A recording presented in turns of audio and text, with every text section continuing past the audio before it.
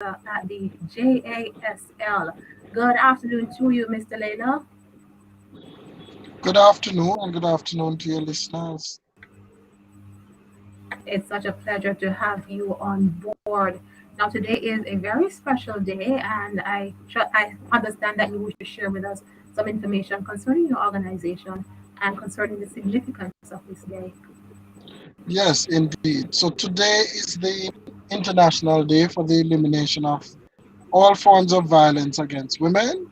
And we at the Jamaica Aids Support for Life, this is an important day on our calendar as violence against women is one of the causes of HIV, in particular sexual violence.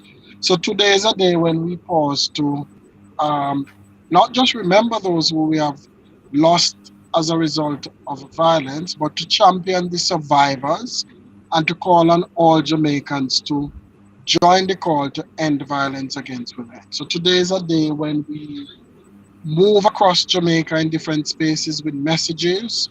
We speak to young men, women, all who we can reach, and we show the significance of remembering that violence against women does nothing good for our society and all the negative impacts that it has on women, children, girls, and the reasons why we should do everything in our power to end violence against women. It's a day when we also continue the lobby of our policymakers to ensure that the different pieces of legislation that we have in place to protect women from violence are strengthened and at their best. Thank you so much. Now we mentioned the JSL, which is Jamaica Aids Support for Life, JASL. You've been doing this for quite a number of years. You've been doing this for quite a number of years. So let us know what exactly is the mandate for the JSL as regards these Okay. activities and other activities for your organization. All right. So let me first say, indeed, we have been doing this for a number of years. This is our 30th anniversary, and November is actually our anniversary month. So we are celebrating 30 years this year. Now, Jamaica Aids Support for Life is the largest non-government HIV-focused human rights organization in the Caribbean, and we offer HIV prevention, treatment, and care services across the 14 parishes of Jamaica, and we are also very much invested in human rights work. So, as I mentioned earlier, we have women, which is the focus of today. We have women who become HIV positive as a result of sexual violence, and we have women who are HIV positive who cannot keep their clinic appointments or adhere to their medication because of violence or fear of violence. So our work not just only involves HIV prevention, treatment and care services, but we are also very invested in protecting the human rights of the most vulnerable. And we realize that violence against women is indeed a human rights violation, hence the work we do to help to also end violence against women. We are also very much involved in a lot of advocacy, advocacy for policies to deal with some of these issues that we identify, advocacy for legislation to be strengthened to ensure that women and all vulnerable groups can be protected. Thank you so much. Now, you spoke of some of the work that is being done by the JASL and you spoke about advocacy. Can you speak to what additional work is being done as it regards to, well, your efforts to eliminate violence against women? All right, so our efforts to eliminate violence against women goes on three levels. First of all, we are involved in the legal literacy sessions to ensure with women, ordinary Jamaican women, for them to understand that violence against them is indeed a violation, and also for them to understand what systems are in place for them to make reports and seek redress when they experience violence. So that is the first level. The second level, we are involved in training and sensitization of duty bearers who have to respond to women who experience violence. So this may involve police officers who have to appreciate reports, police officers who may be deterred by that woman who made a report last week and then turned around and asked the judge in court to not to lock up her baby father or her husband, as the case is many times. And sometimes the police get frustrated at these cases.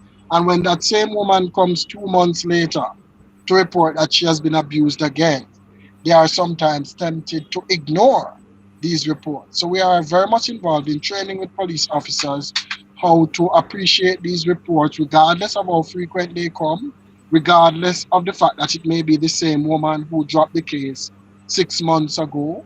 We are involved in sensitization with healthcare workers who have to provide treatment in cases where many of these women receive injuries as a result of the violence perpetrated against them. And then at the third and highest level, we are involved in engagements with policymakers and legislators to ensure that things like the Domestic Violence Act, which we have been lobbying for some time, and we are seeing some successes now when Minister Grange announced that Cabinet has approved the amendments for example, when a woman gets a protection order against a man who is abusing her, if he breaches that order, the fine was a measly 10,000 Jamaican dollars. And from our lobby efforts and the efforts of other entities doing this work, they are now moving to move that fine from 10,000 Jamaican dollars to $1 million to allow for perpetrators to understand that this is something that the government takes very seriously.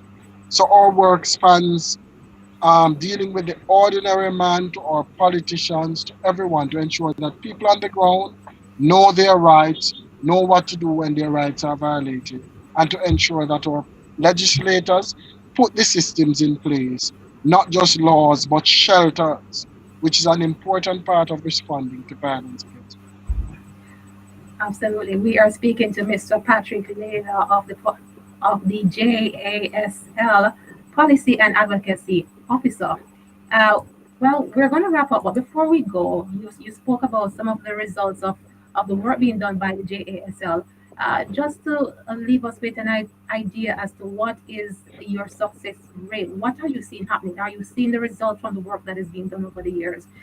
Speak to the percentage of events of crime and violence against women and just what you see has been happening as a result of the work being done by the JSL as we quickly wrap up.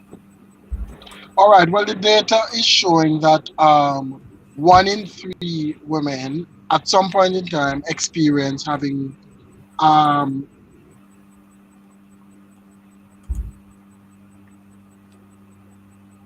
Mr. Lado? Mr. Lado, are you still there? All right. We seem to have lost Mr. Lado. All right, so we're just gonna get into the remainder of the show. It is now 1:05, 5 minutes after the hour of 1 o'clock, right here on Gospel JAFM. I trust that you got something as it regards to the importance of this day and the work being done by the Jamaica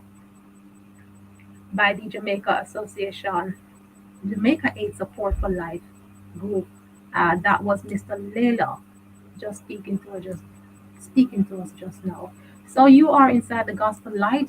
When we return, we will have a very exciting guest for you inside the gospel light.